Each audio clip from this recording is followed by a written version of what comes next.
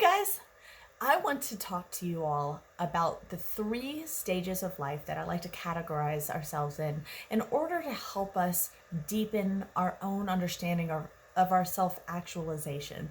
So in order to feel actualized, you want to put yourself through these 3 A's, okay? So the first stage of maturity and growth and development is what I like to call the acquiring stage. So it's the first A. This is acquiring of knowledge, acquiring experiences, acquiring friendships, money, stability, independence from your primary caregivers. This is what I consider something that is probably one of the longest stages because it's happening from 0 until ideally into your mid-30s. Sometimes it lasts a little bit longer. Sometimes you jump into the next stage a little early. It all depends on you, your life, your experiences, your opportunities, your resources. Okay, so there's no judgment about where you're at, and know that you're on a spectrum. It's not like you end one stage and you start the next stage the next day. It's all on this kind of gradual spectrum. But what we're talking about is self-actualization, and where we feel the most fulfilled at that stage in our life is when we are investing a lot of time into these activities. And so from 0 to mid-30s, that is the idea of expanding your friendships, building your independence financially, physically, getting a home. This also means that you are acquiring more skill sets around survival. Long story short, it's, at work, at home, in relationships, you're just developing more skills and you're acquiring as much as you can. And so during this stage of life, it's really important that you take the pressure off having it all figured out right now. This is your opportunity to experiment as much as possible. Wisdom comes from practice and experimenting and taking risks and trying new things and educating yourself and reading as much as you can and watching as much as you can and engaging with as many people as you can. So this is your opportunity to experience and acquire as much as you can in the form of knowledge and exposure, okay?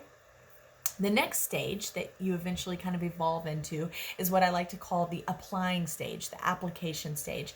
And this is where you've been acquiring knowledge for some time. You've been acquiring life experience through your job. You've been acquiring knowledge from your college education, for example. You've been acquiring knowledge from, street smarts that you gain from just living and having experiences and navigating your world. And so now you're starting to apply that. You're starting to apply all of your dating experiences to a long-term relationship. You're starting to learn how to apply your knowledge and utilize these skills in order to maintain relationships, in order to engage in longer term or long-term committed relationships. You are applying and practicing your skills that you developed in college in a work setting. So this is the opportunity for you to really fine-tune your skill sets socially, emotionally, cognitively, and logistically, financially. You're starting to apply these things and get more and more practice experimenting and practicing how this knowledge can be utilized in the real world and generalized to other aspects of your life, right? You may gain some business skills, but they also work really well in your relationship, right? So this is your chance to apply and apply and apply and apply and practice and practice and practice and practice, okay? And it's okay during this stage. I want to give everyone in this stage plenty of opportunities to make mistakes. The more mistakes you make, the more wisdom you're going to gain. So just go into it like, here we go. I'm going to make some mistakes. This may not go well, but I'm going to practice as much as I can. I'm going to practice dating as much as I can. I'm going to practice arguments and finding a different way to navigate a conflict in a different way. I'm going to practice that and take every opportunity to have this argument as an opportunity to practice new skill sets for emotional resilience and compassion and listening, those types of things. I'm going to practice this skill at work over and over and over again until I get really good at it, okay? And the third stage is something that starts, I would say, probably in 50s, 60s, 70s. You're starting to move out of just applying. And at this point, you're exhausted. Let's be real. You're tired. You've been applying. You've been experimenting. Okay. Now you're advising. Now you've developed some wisdom. Wisdom is knowledge plus experience. You spent the first part of your life just acquiring knowledge. You spend the middle part of your life already experimenting and practicing, utilizing that knowledge, seeing how much of that knowledge actually applies and works. And now you've developed the wisdom, and it's time to start paying it forward. And so what feels the most actualized during this stage is you being able to offer it, this knowledge and this wisdom, to someone else in a way that can improve their experience, improve their life. And the reality of the situation is, obviously all of this is in the gray. You are never done acquiring new knowledge. My grandfather started learning French in his 70s. You know, this is something that you will always get to experience and participate in. You are never done applying your experiences and practicing and experimenting with new things and trying new things. You're never done with that. We need to be continuing all three of these stages in some kind of way. So for example, even advising, I may be 23, but I'm already starting to advise children and teenagers on how to make some choices that will better their experience, maybe in early adulthood, right? And so we're always experiencing different levels of these stages, but what I want to talk about is the investment of your time and your energy. And when we feel the most actualized is when we are investing the most time and energy into the stage that we really need to be in.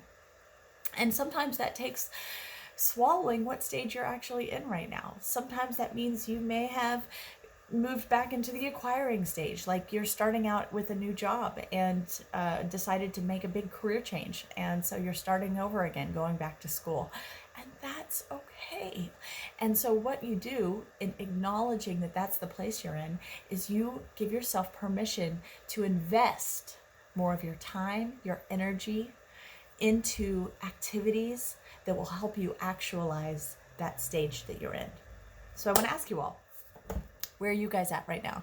What stage are you in? Maybe in different areas of your life. Like you may be more in the advising stage in your relationship, but you are in the acquiring stage in your career because you've started over with a new career path. What does that mean for you? What stage are you in that maybe some needs or some energy and some time that you're investing in certain activities isn't actually actualizing the stage that your heart is in and that you really need and want to be in right now? Where is there a conflict there? Like, I'm in school, but really I'm in a stage where I just want to be applying my knowledge, and I'm kind of done with being in the acquiring stage. Or I'm in the applying my knowledge stage, but I'm starting to realize that application is a little too soon. I need to go back and I need to acquire more knowledge and study a little bit more before I can get into this career. It's still, I'm not quite ready yet, right? So what is that for you guys? And I've got a visitor. The dogs went in. But what is that for you? What does that bring up for you thinking about that stage of life? And what would bring you closer to being a little more actualized? All right. Well, I hope you guys have an awesome day, and I will talk to you all later. Bye.